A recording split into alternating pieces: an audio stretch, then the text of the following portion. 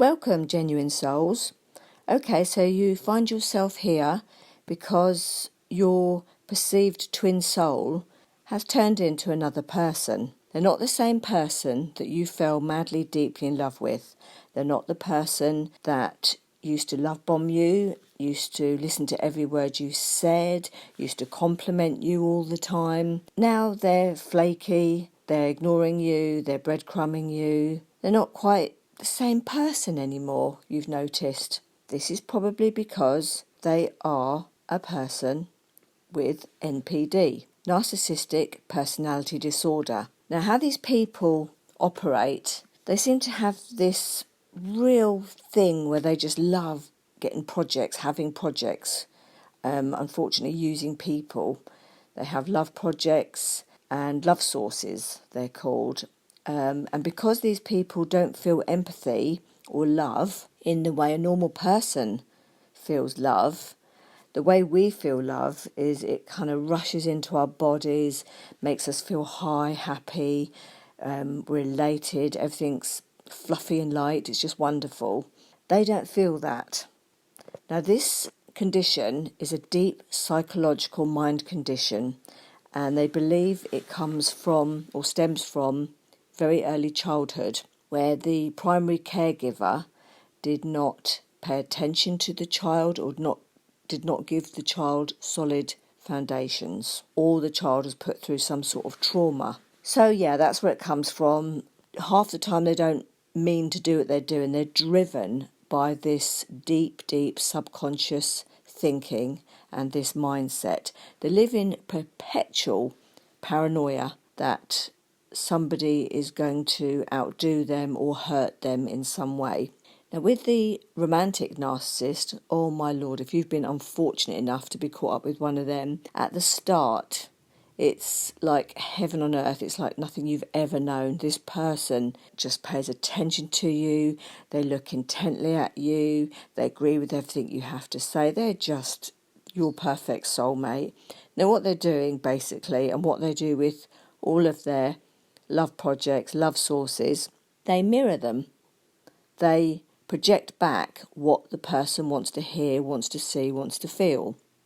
So when you fall in love with these people, you're generally falling in love with yourself. All the nice things you see of that person is you. They're reflecting back to you all the nice things that you like. Now, you go with this person for a good few months. The red flags can show themselves in this kind of way. Like, they might start off like a bit too heavy. You get scared off, you're not quite sure, too much love bombing freaks you out a little bit. So then what they'll do is they back off. They've regulated that you didn't like that. Some people do like that. So then they'll come in again, and they'll do it more at a level that you're comfortable with. They'll apologise for their full-on behaviour, and they'll say something like, I'm so sorry, I was a bit full on. It's just that you're everything I like and everything I want in a woman, and I got over enthusiastic because I didn't want to lose you. That's how they'll kind of come in and regulate that. They'll keep messaging you, complimenting you. Now, who doesn't like to be complimented? But they'll compliment you, and then you start to become a bit used to having them around. So you kind of start to like it. Then you go out on a couple of dates. Yeah, they're absolutely awesome. A couple of months go past. You've fallen madly, deeply, head over heels with this person. And then suddenly, blindsiding you, they suddenly turn in to another person. And that is honestly how it feels. It's like they've become another person. They can't string a sentence together anymore properly. They can't seem to arrange anything with you anymore. You don't know what's going on with them. They disappear. You can't trace them. They come back with gaslighting. They confuse you, what, where, when. You're feeling anxious, upset. You can't understand what's going on. Now, this is the real person, okay? This is what you'll get if you ended up with this person. They twist truth, they are compulsive liars, they shift blame, They have double standards. The hypocrisy is crazy, how they will shift things to meet their narrative. It is absolutely hysterical. It's quite amusing, actually, if it wasn't so serious. Now, if you are disregarded, thank goodness for you, because you've no idea what a lucky escape you have had. Doesn't feel like it initially, because you think back on the person that love bombed you, the person that you fell in love with, the mask that they put on. It's delightful. That's what you're thinking back on. But you're not understanding that somebody with NPD wears masks.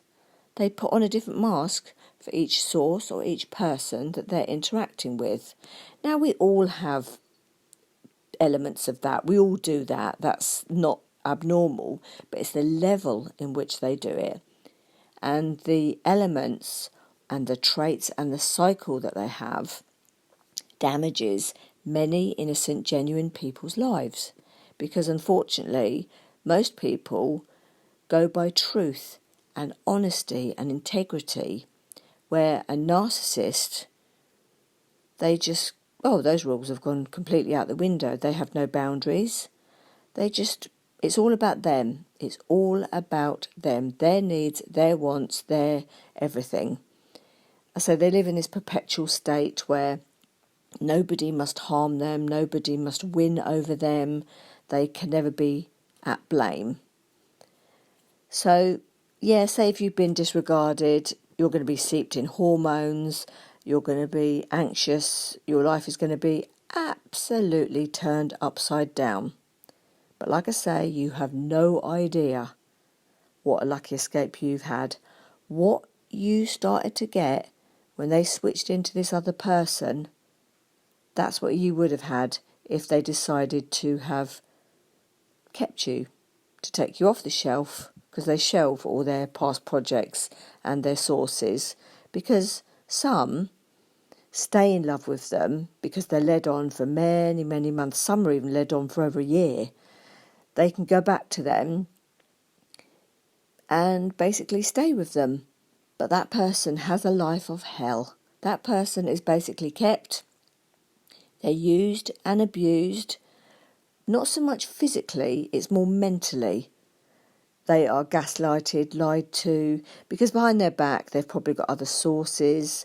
They're probably lying. You never know what they're actually up to. They move goalposts constantly. One thing they say, they'll change for something else because it doesn't suit them on that day. The person who's kept is basically kept as like a dog's body. They're just there to cook, to clean, to bring up the children if you have any. And if that person disobeys or doesn't give the person with NPD what they want, again, they'll disregard them. They'll just buoy them off. And of course they don't have empathy, do they? So they genuinely don't care about the genuine soul's feelings. That's not what's important to them. They can stay away for weeks and weeks and weeks and not even inquire about how the children are. They don't care. All they care about is that the genuine soul did not meet their needs, so they must be punished. Now the genuine soul, again, goes back to the euphoria of the high, and it works like that. It's pull, push, pull, push, pull, push, on, off, on, off, on, off. And unfortunately, it's a bit like a drug. The person, the genuine soul, gets addicted to that high, low, because when the low comes in, it's very low. But when the narcissist gives them back the high, they begin again to feel euphoria. The narcissist is in complete control of the genuine soul. The manipulation is, quite frankly, it's genius, because most of us can't do it because we'd feel guilt.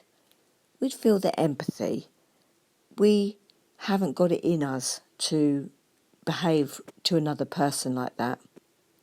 So say if the narcissist then returns, the genuine soul then becomes more submissive because, they've been punished. So guys, listen, if you got disregarded, thrown to the side, cast aside, yes, you are hurting. You're hurting beyond any belief imaginable. It's a bereavement. The person that you believed was your twin soul, has gone.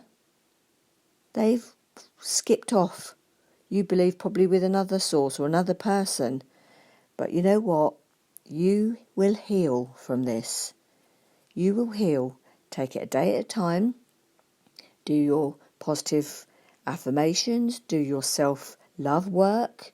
Do hypnosis. Go for jogs every time you get jittery. Go into the car, scream, shout. Get rid of all that frustration. You're going to go through so many emotions. Complete devastation. Tears, crying, frustration, anger, deep sadness. It's all part of the healing, okay?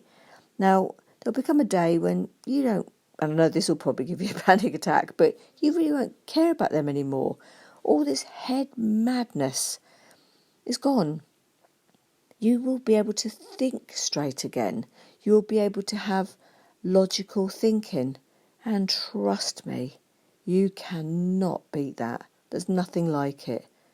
Genuine souls, your best years are yet to come.